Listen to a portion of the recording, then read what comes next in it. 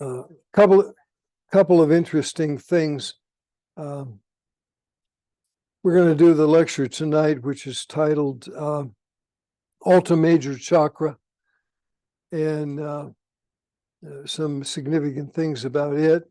And then we're going to discuss new discoveries that pertain to Plato's Atlantis, which should be interesting. One of the things we had happened earlier in a discussion with the group when we were up in the dining room area before dinner was one of Dr. Baker's lectures titled Dark Energy and Psychosynthesis. And I think what we're going to do, because it'll kind of give me a break from time to time, we're going to have Rhonda's going to speak in the coming couple of weeks. But we're going to have a series of Baker's lectures. And we did one of these a while back. I don't know if you remember or not. And we'll set up a nice, almost like altar thing, and we can focus the camera on that. Maybe some candles, maybe some inspiring pictures. And we're going to do some of Baker's lectures. And this one on dark energy and psychosynthesis is a really good topic. He gives out a lot of really good new esoteric information, which is initiate information. And that's what we're looking for. We're looking for new esoteric teachings. We're not interested in rehashing the old teachings of the last 150 years or more. So we want to try to get some new thought, new ideas.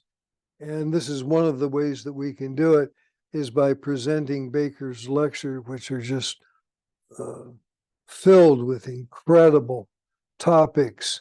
And he goes into great detail discussing these very abstruse subjects. And I almost, as we were talking upstairs, thanks to Tracy's input tonight and other people who made comments, thought we might switch the title and just talk about dark energy, what it really is, and psychosynthesis. Some of the people who will see this video on the YouTube channel are interested in the work of Roberto Assagioli, who was kind of the grandfather of psychosynthesis. It's where the personality and the soul merge, and you live as a soul in the world. You're integrated, your soul into your personality, which Baker always talked about living the meditative life, and how if you live in silence, people who live in silence, a lot of them will develop a natural intuition, even conscious mediumship. I've lived alone almost my entire life. And I was married for a couple of years. So, but the bulk of the time was spent living in silence and by myself. And I highly recommend it to people. A lot of people don't like it, and that's okay. But if you are drawn to it, do it, because it has a lot of really beneficial effects. So we'll do that in the coming weeks. We'll have a psychosynthesis lecture by Dr. Baker, and some really fabulous material, which I think everybody will find really interesting. I want to say that thanks for all the delicious food tonight, too, for everybody who contributed. It's getting better all the time. I hope the lectures are getting better all the time. Tonight, with the help of my good friend Peter Anthony Wakefield, I have a graphic from him. I'd ask him to do something on Astral Planet, as the Astral Planet is one of his sites. And a lot of this is material from Dr. Baker, for he's a Claregate College student, brilliant man. And so he put this out. I posted it on my Facebook page. And one of the things that immediately comes to mind is the symbolism of the throat chakra, which is a winged wheel. And of course, the Red Wings, Detroit Red Wings hockey team is a winged, identified as, I guess it's a winged wheel. Is it a wheel or a hockey puck? A wheel, that's what I thought. It's a winged wheel. So some very interesting things about what we call Alta Major, which is the throat chakra here, and how it relates to the fifth root race, the Aryan root race. The purpose of the Aryan race is to open the throat chakra. Never in the history of the world that we know of, not in any age, in any of the occult or esoteric teachings, was there ever a time in human history where singing songs or reciting poetry was as poignant and as powerful as it is in this day and age. I used to try to rationalize how it was that some rock and roll singer could make millions upon millions of dollars by simply singing a song. And then one day it occurred to me that it's all part of the purpose of the Aryan root race is to use the throat chakra, is to use the energy that is brought forward by singing. And what an important thing singing and music are in our world. Never, never in the history of the planet Earth that we can identify has there ever been a time where singing, the popularity of songwriting, which is really a form of poetry, songwriting, has been this powerful, this potent of a discipline. It is a discipline. And so we're going to keep that in mind tonight when we talk about Alta Major, the throat chakra. And what we're trying to do here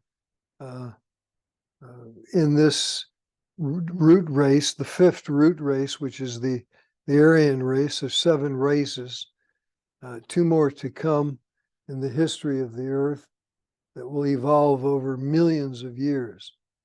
So we're halfway. We're halfway through the life cycle of the Aryan root race, the 5th root race. We're halfway through the life cycle of the 5th subrace, which is the Anglo-Saxon subrace, is the 5th subrace of the 5th root race, and the earth itself is halfway through its evolutionary life cycle. A little bit past, Blavatsky says. We've talked about it before. You remember when I told you that Blavatsky said because of that fact, the earth is beginning to dematerialize. It's less dense. It's still hard, still got stones and highways and concrete buildings, and we still got all that stuff. But it is beginning to desolidify minutely over periods of the last 100, 200 years. It has become, some say, scientifically noticeable. I think we talked about it once before when we said was material from one of Dr. Baker's lectures about every 4 years is the Olympics. I think there's an Olympics this year, isn't there? And where is it? Paris. Paris. It's in Paris. Yeah. So Galen just got back. You see him setting up over there for the. Oh, okay. Get the security set up too. There you go. So every 4 years, world records are broken. Not all of them, but there are world records that are broken. And Baker contended that this was proof of a slightly less dense physical world, minutely different. And you can say, well, they had better training. They do have better training. You say, well, they have better food and better discipline and better equipment. Yeah, all of those things are true. But what is also true is this phenomenon of dematerialization, of a lessening of the density of the earth, is true in dog racing and horse racing, that records are being broken. Yeah. Horseshoes are still made the same. Dogs don't wear any sort of equipments, track shoes or Speedo gear of any kind. And yet records are being broken by swimmers and high jumpers and sprinters and all kinds of athletes. Does that go with the color outside becoming more vivid too? I think so. Yeah. Yeah. We had Tracy brings up a point about things that are happening in the world now and how these solar flares are happening. Very esoteric stuff. If you remember in Greek mythology, the story of Prometheus, the Promethean fire, and how Prometheus was strapped to the side of a mountain, and every day a hawk or eagle would come in and peck at his spleen, I guess it was, and then it would leave, and then the spleen would regrow and the heal itself, and then the eagle would come the next day and would peck at it again and take off with his substance. And the esoteric significance of the story is that in discipleship, whether you're a person like any of us, or you're a Christ or a Buddha, you're always giving of yourself, service. And that's one of the things that we see here in the opening of Alta Major, is service to mankind is the keynote and sacrifice. The idea of giving of yourself is happening at a solar level when the sun has these immense solar flares. The sun is a body of the great cosmic being. And when these solar flares take place and all that energy is spread out through the solar system, part of it's coming to the earth. And we are receiving energy and substance from the one being who is parallels as above, so below the story of Prometheus, or of Christ or Buddha who gave of themselves to the masses. Christ on the cross, the crucifixion, taking on the karma of mankind, these sort of great ideas. So one of the things that we've seen recently has been really astounding are the enormity of the flares. I don't think we have records, do we, of anything because they've been so powerful. These, Said the highest is 5 and we've been getting 4. yeah. So there you go. We're getting a lot of, and people are feeling it. If you're people like in mental institutions are feeling it, schizophrenics are feeling these energies, and they're reacting to the result of these coronal explosions and to the full moon. Because yesterday was a full moon in Gemini, and we're feeling it. We're feeling it now, and have been. Schizophrenic people, sometimes a week before the actual full moon, they'll begin to feel it. They'll become agitated, fearful, and it lasts up to the time of the full moon, and then usually a few days past the full moon, and then they begin to stabilize. Baker said one time in one of his lectures, it was an interesting statement about schizophrenia, that schizophrenia is the outer reaches of human consciousness. It's a mental condition that encapsulates the outer reaches of the human conscious experience. I've known a few schizophrenics in my life intimately, and it was always interesting to me the insights that some of them had. Not all of them, but a lot of them would have an intuition. They would have, because a lot of them, what happens is they live in a state of withdrawal. They usually have them sedated. They used to be in mental institutions. I don't know if that's so true anymore or not. But because of that, they are living what I began to talk about at the very beginning tonight about living the meditative life.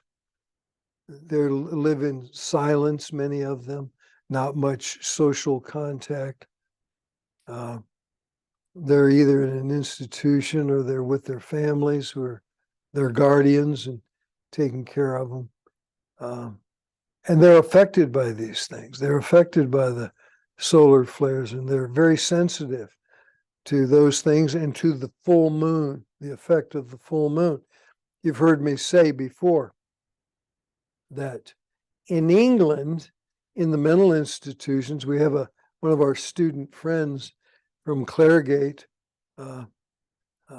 Marcus Hayward, who's some sort of a superintendent in a large mental facility in London, that they're always aware at the time of full moons, the sensitivity of the people. It used to be in England, crimes that were committed during the time of a full moon, the criminal was given leniency because they factored in the effect of the moon. Still do. They need to do that over here in America, I think, too. Eventually they will. But anyway, some things to think about. So Alta Major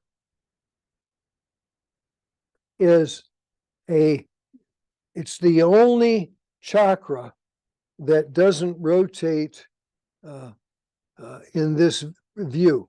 It is the chakra that rotates sagittally, and that's the symbol of this winged wheel. So here's Alta Major, Sahasrara, and of course here's Ajna. Sahasrara is the crown chakra, and it's when these three chakras are vibrating in unison that it creates the lens of the third eye. It's not the pineal gland. It's not the pituitary gland. It is a combination of three vortices of energies. The Alta Major, the throat chakra, the brow chakra, and the crown, or Sahasrara. So this is the ajna center, and it's when the pineal gland and the pituitary body within themselves are vibrating. Blavatsky called the pineal an evagination, meaning that it was vagina-like, and the pineal gland is penile, penis-like. And when those two are vibrating in unison, it opens the ajna center. But ajna is only one of the three centers. So it's important to remember that. The throat, the brow, and the crown. The throat, the brow, and the crown. Working in unison, we show them over here, Alta Major, the throat moving this way, sagittally, Sahasrara, and the ajna center. Sometimes you can look in people's horoscopes and you can see that their head center is opened, or that it's opening, possibly in this lifetime. The head center is opening. There are signposts on the path where these proving that the head centers are open by experiences in conscious mediumship. There's a lot of, did you have a question? I think Baker also said that the autistic kids, Uh-huh. that's part of it, that they're trying to Sure. integrate the three head center. Mm-hmm. Yeah. That's why all of a sudden they're starting to come in, Mm-hmm. autistic kids. Yeah, in huge numbers. Yeah. Yeah, good point, Tracy. It's the symbol of the winged wheel. We talked about the Red Wings hockey team, and it has a similar symbolism. I don't think they mean that, but it is interesting that it's a symbol, just like the winged wheel of Alta Major, and that we're an esoteric center in Detroit.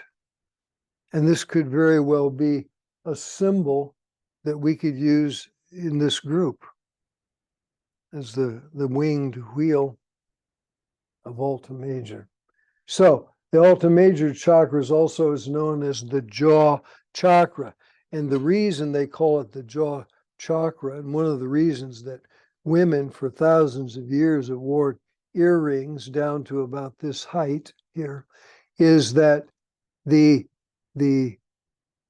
location of the etheric body of the chakra is parallel to the jaws, as I said, moving sagittally this way.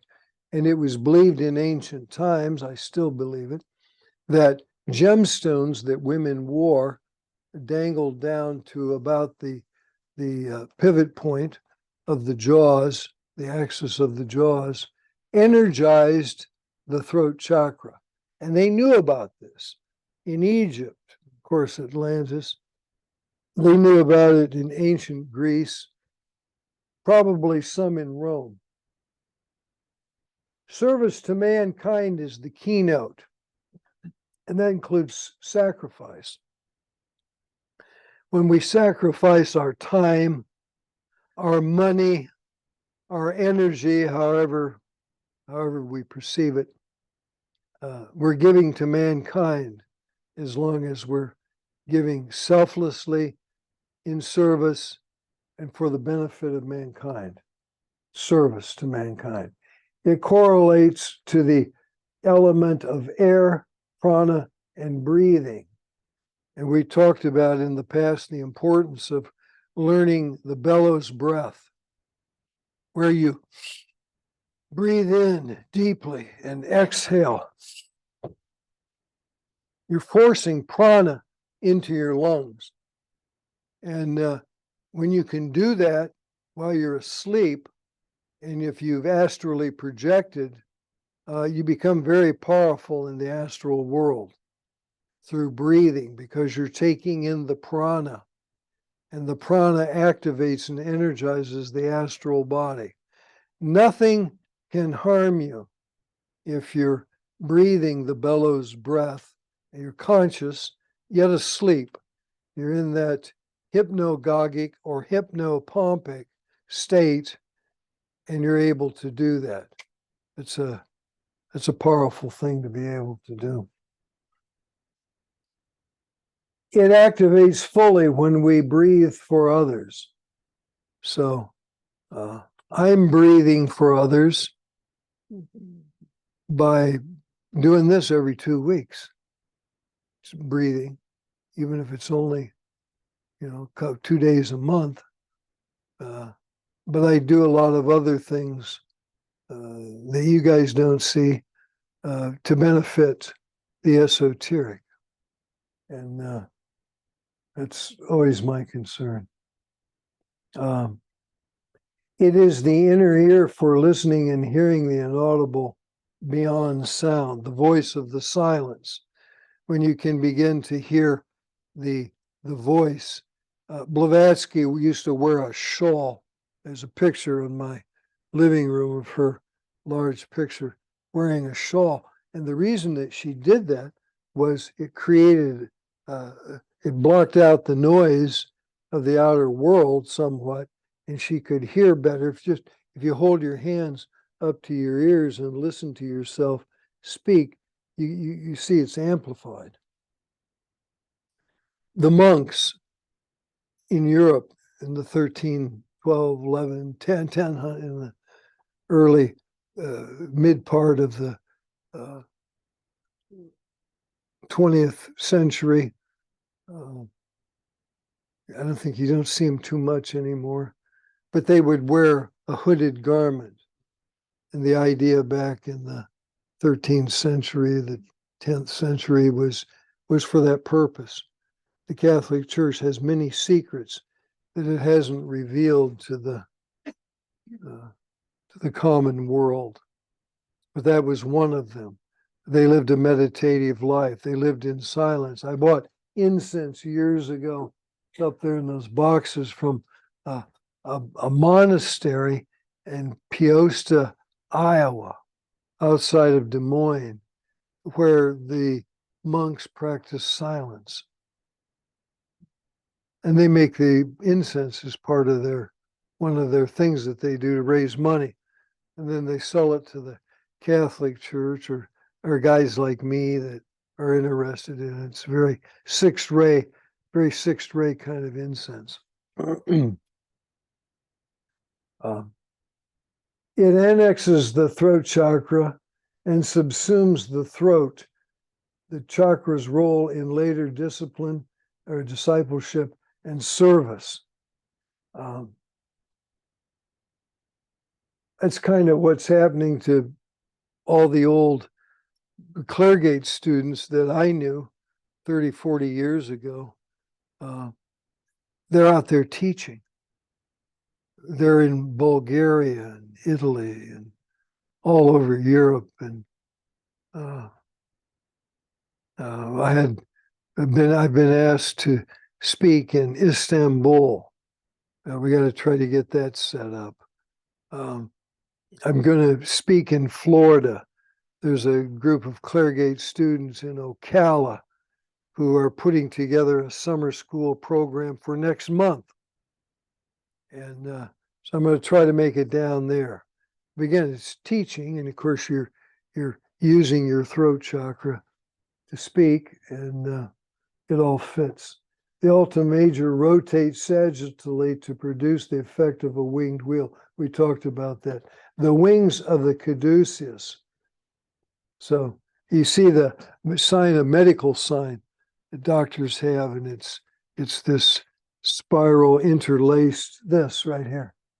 And then it has wings up at the top, usually, or some stylized shape of wings. Very important symbol and very meaningful. The Alta Major chakra is linked to the roots of the vagus nerve and the respiratory system.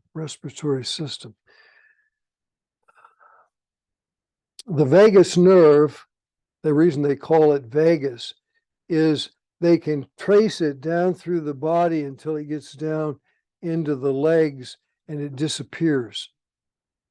And what's happened is it's no longer physical, it's etheric. It becomes vague, the vagus nerve, it disappears. Yeah, it is the psychic aerial of the body. Baker always said, and I believe it, absolutely believe it, just through experience, that eating curry, you go to India, in that part of the world, curry is a very popular spice. It stimulates the vagus nerve. And one of the things that's very interesting in the fifth subrace of the fifth root race is, I'm talking about England primarily, but elsewhere too, is that Indian food is very popular, and curry is one of their favorite dishes. Any dish with curry in it. There are different kinds of curry, but it's interesting that in the fifth subrace of the fifth root race, there is a rebirth of interest in the cuisine of India, which is the home of the first subrace of the fifth root race. Eating curry. I love curry. Just had some the other day. So, anybody have any questions?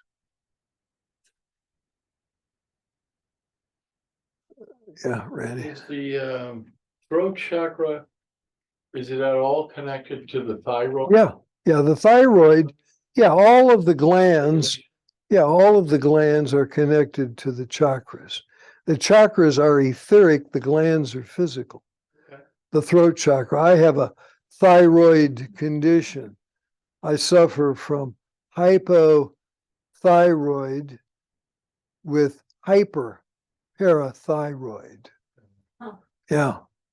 So the hyperparathyroid is coming from my teaching and lecturing, and has become more of a problem over the last probably 15 years, 20 years. Mhm. So anyway, it's one of three. This is what you want to remember. It rotates sagittally. Service to mankind will activate it. I believe that singing, think how popular singing is, whether it's opera, rock and roll, whatever it is, singing is using that throat chakra. And it's stimulating it. And you see a lot of cancer, throat cancer, nowadays more than before. I worked with a guy, he was a lovely guy at General Motors. I felt so sorry for him. And he had esophageal cancer. So it's out there. Can't explain it.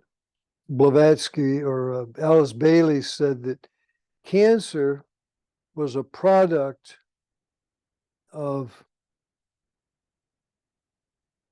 what did she say, Tracy? A psychological disorder of Atlantean origin. What does that mean? Well, not all cancers. I think we can safely say that maybe it's not all cancers, because cancer can be caused by a lot of different things. Toxins in the environment can cause cancer, but what she was referring to was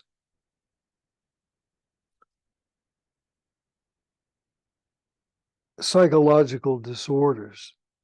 What were the psychological disorders of Atlantis? This is kind of a segue into our next vignette. Yeah, okay, see you, Randy. Randy has to leave early tonight because she's got a big weekend ahead of her. So the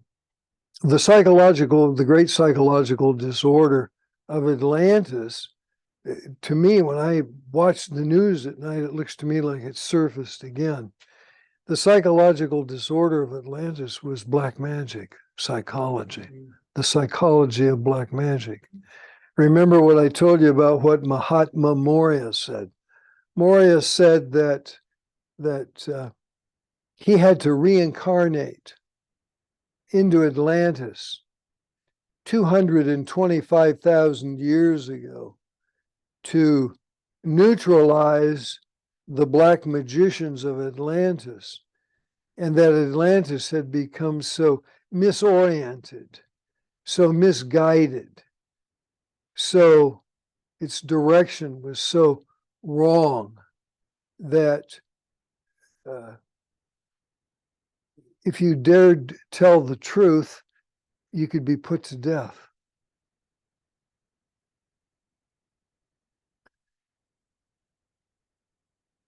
I tried to explain to one of the top executives at General Motors 20 years ago how those very principles were alive and well at General Motors, and that there were people who would try to tell you a lie and make you think it was the truth, Gaslighting? or that the truth was a lie. See, and that's what's happening in our politics here in America. There was seeing stuff on TV today about the United Nations and how the United Nations has been taken over by divisory forces. What kind of forces? Divisory people that would divide and ruin the truth, dispel the truth. Yeah. And that's exactly what's happening. It's like all the bad guys are in charge, and America's paying $20 billion a year to keep that building afloat. See? So that's got to stop. One of the alarming things to me is anybody ever hear of a guy named Ben Krem? Yeah. Ben Krem. You know who Ben Krem is? He purported to be some sort of an Alice Bailey student, and he always talks about how the United Nations, would be strong, and I hope they do. I hope they kick the bad guys out. But right now, the bad guys are winning at the United Nations and have been for a very long time. And but he was a guy that was a big advocate for the United Nations. I haven't really felt any attraction to the United Nations for 30 years or more that I can remember. So we'll see what happens to the United Nations. It was the spiritual hierarchy that was behind the League of Nations, and the League of Nations collapsed and failed. And then they created, out of the rubble of the League of Nations, they created the United Nations. And now it looks like the United Nations is going the same way as the League of Nations. Yeah. But anyway, back to the whole Atlantean mystery. The second vignette for tonight was the Plato's Atlantis. And as fate would have it, just last night on the National Geographic channel, they had a special. I forget what it was called. It was something about wasn't the Atlantean mystery, but it was the Atlantean, something was related to the word fear, or a mystery, of a strange mystery.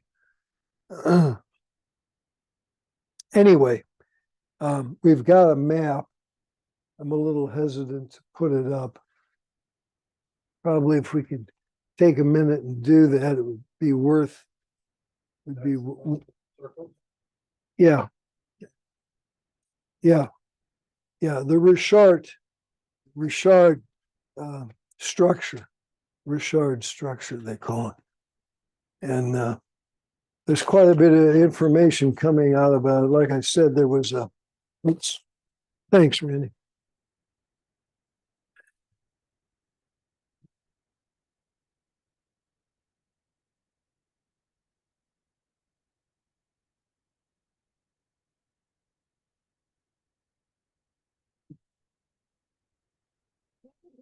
It was an assignment that was given to me by Dr. Baker. And it was to investigate the Pillars of Hercules. And when we think of the Pillars of Hercules, we think of the Straits of Gibraltar. But there's another in the ancient world, the Pillars of Hercules, which is off the tip of Morocco. Get my glasses out so I can see. And if you were in Plato's Greece and you extended beyond the Pillars of Hercules, which are these underground, they're tunnels. They're not pillar shaped, but they're tunnels, which are the opposite of pillars. They're caves, one above the Mediterranean and one submerged in the water. And they were well known in ancient times. We're only now beginning to learn about it in this day and age. And these are the pillars that Plato was talking about. And so if you went from Greece right there, and you went beyond these pillars, which are roughly out here, and you'd be in Mauritania. And that's where the Richard structure is in Mauritania. And it is exactly, you can't see it from the ground. You have to fly over in a satellite and photograph the desert, and you can see this amazing three-ringed structure, just as Plato identified it. And it looks like what happened was there was a massive tsunami that took place and washed the whole thing away. Now you have to remember also at that time, this area here was a shallow sea. This was a shallow sea. So, yeah. So this area in Mauritania, though, was pretty much desert-like, or grassland. It was a grassland area. Mm-hmm. And then there was desert, or there was an ocean, inland sea up here. And Leadbeater says that when it was destroyed, the survivors sailed over to the Giza Plateau in Egypt, which is high ground. This is high ground here. When they built pyramids, And that's where they built them. They built the pyramids and the Sphinx, and they had flat tops. they were truncated in the beginning. Yeah. So that's an interesting point. See, it's starting to come together. Some of these secrets are being discovered scientifically, and the satellites have found pictures of them. I got a whole bunch of them on my phone. I can show them to you after the lecture. Extraordinary stuff. So I wish I would have been able to give They were that. saying that the Atlanteans built the pyramids. Yeah, of course. Yeah. I told you about that time I traveled back in the Akashic record 80,000 years.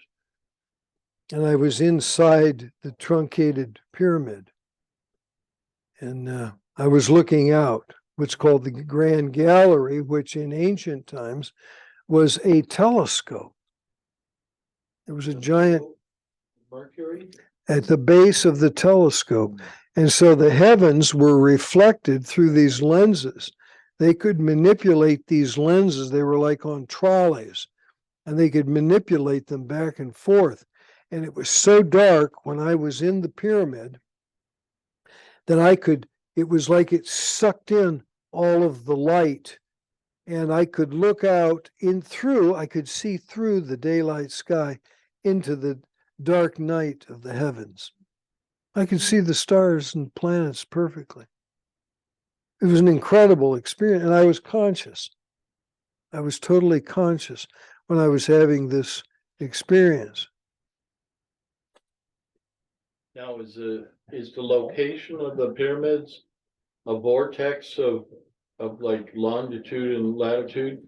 to where they calculated where they could gaze up into the heavens? Or was it just a convenience? The pyramid, the Great Pyramid perfectly apes true north, south, east, and west. It's square in those directions. So it's not off, but by a fraction. So they were very accurate in their measurements. We've got a video, we should play it one of these times. It shows what the pyramid actually looked like. It was covered in a white stone, and then they actually painted images on the pyramid. One of these times we've got to play that video. I forget which one it is. It could be astrology in ancient Egypt, I think. Might be the video. That's something we got to look forward to in the future. Tremendous stuff. It was an animation that was done in Hollywood. I told you the story about Robert Watts, who was the original producer. The original producer of the first Star Wars movie was Robert Watts, a red-headed English Jew. And then Spielberg and Lucas more than Spielberg, eventually took over the control of it. But he and Watts were very good friends. And I met him. I met Robert Watts in Hollywood through a powerful friend in San Francisco who met us there in Hollywood. Had dinner, all of us together. But he was an interesting guy himself. He told this is just kind of off the cuff story about how he had been in Hawaii and he had a visitation by what he believed was some sort of an angelic being. And the angelic being told him to buy movie scripts that were of very spiritual nature to benefit mankind. Mm-hmm. And so my friend Jacqueline Miller, who I told you about, had a nonprofit called Partnerships for Change. And the whole energy and the whole idea of Partnerships for Change was to finance movies, educational videos, whatever, to raise the consciousness of mankind. And that's how she met. Robert Watts had contacted her and helped her. And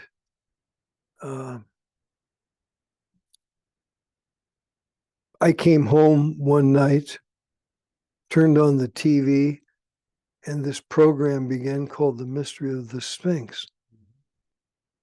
And it became quite popular at the time. And I was just mesmerized. I just sat there and watched it. And so they were asking for donations to Partnerships for Change. So I wrote them a check. And she called me a week later after she'd gotten the check. And we became friends after that, very good friends. And so there are some good things that have the potential of happening, in the world. You'll see movies that will be of a higher quality, that will have a significant meaning, that will be esoteric. Every now and then there's some of those that come to the surface, whether it's The Wizard of Oz, which was written by L. Frank Baum, who was a theosophist back in the 1930s, or whether it's Robert Watts doing this video along with Jacqueline Miller on the mystery of the Sphinx, and how it was much older than they say it is, because they can prove that water erosion took place over tens of thousands of years and eroded the rock, the limestone rock of the Sphinx. So there's going to be a lot more that's going to come out about that pretty soon. pretty soon. And it'll be these just few things that will it'll change the world for all time. And that will lead us into the new age. It'll be a series of 5 or 6 free energy will be one of them. Yeah. So, yeah. It's 8:26. Is it? Okay. Yeah, we better. Anybody have a question, Don, Rhonda? Question about the Alta Major. Yeah. When studying esoteric healing with Barb Reiner, Mhm. the system they taught was that the throat chakra was actually different than the Alta Major. The Alta Major was a head center, the occiput, and was responsible for the veil. And that as that head center opens, then the veil lifts to our past lives. Mhm. Is that just the same back of the throat chakra, and they're separated? Throat chakra separate. Yeah, there's yeah. Alta major is a third. You've got the 3 head centers. So it's in Right, the okay, area, So but it's, the throat chakra and the ultra major, Okay. which lies between the jaw, you know. oh, it's up above a little bit. It's a little bit higher. Yeah, it's a little bit higher. Yeah, I studied Yeah. the same Yeah, I know, 'cause I was esoteric, so like, I know exactly what you're Yes, talking thanks. about. yeah. Yeah. Good point. Okay, well, it's 20, what is it? 28 after 8:27. 8:27. Okay, did anybody tune in tonight on Zoom? Nobody. Okay. I gotta advertise that. We don't advertise, they don't know you're having a Zoom meeting. So we'll do that in the future. Don? Yeah, I was wondering if you'd ever heard of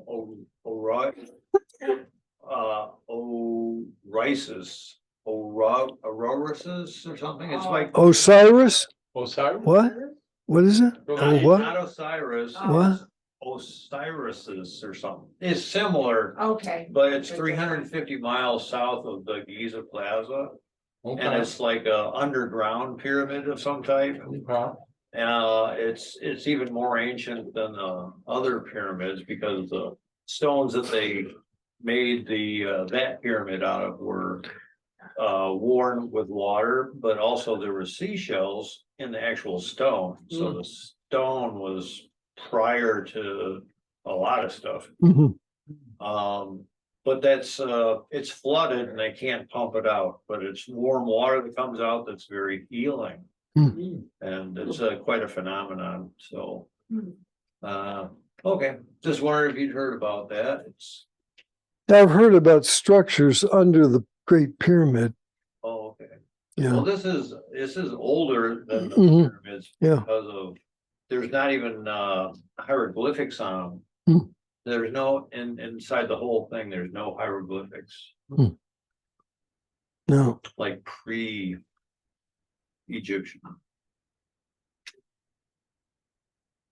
And so if we are dissipating the physical strength or structure of the world going through into evolution from involution.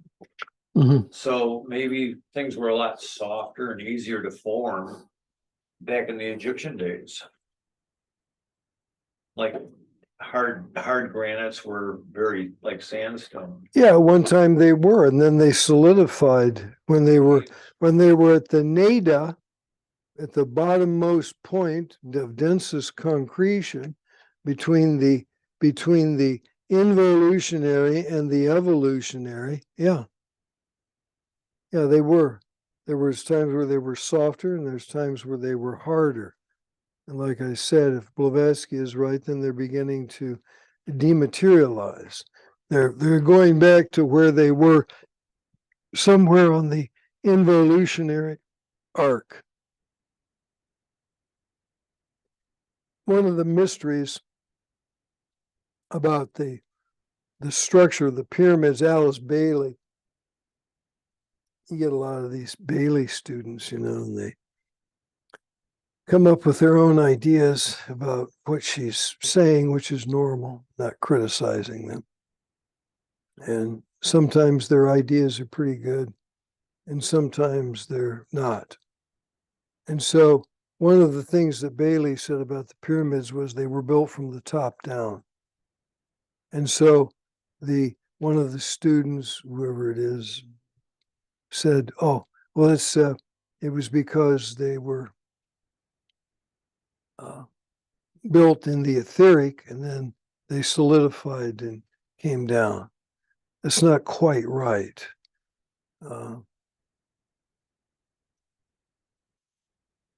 What happened was the Giza Plateau where the pyramids were built were these limestone mountains, and they cut the stones and slid them down and slid them into place. And there are many more pyramids were built than what we presently know about. I think I've mentioned in the past, there are 17 other pyramids that are known that have been detected that are covered in sand, and they're built at a lower level than what the pyramids on the plateau are. 17 other pyramids, which they'll eventually find. They'll find them through a type of military X-ray, some sort of an X-ray photography that the military has right now. And they whatever it is, yeah. Whatever it is, if they don't have it, I think they have it, but if they don't have it, they will have it in the future, and that will solve a bunch of mysteries and create a whole bunch more mysteries out of it. Yeah. See, so the one of the things that's going to happen with this unfolding of the Aquarian age is that there'll be all sorts of discoveries. Just incredible discoveries. Joe called me from England a week ago and said he'd gone to lecture in London, and there were all these New Age people there who were talking about pyramids built out of crystals, crystal stones, and that these are energy centers, and it is contributing to the mystery of the Bermuda Triangle and things like that. So it's all new to me. I didn't know anything about it, but who knows? Who knows what they'll find? It's really an exciting time to be alive in the world, because I think there's going to be a lot of things that are going to come to the surface. One of the things we just talked about the other day, I did a thing online for, was the Antikythera mechanism. Was an early computer to cast horoscopes used by the Greeks, probably designed and built by an initiate being at that time in ancient Greece. Yeah. We're ready to. Yeah, I think so. Thank you, David. Thank Okay. you. Thank you very much. Thank you.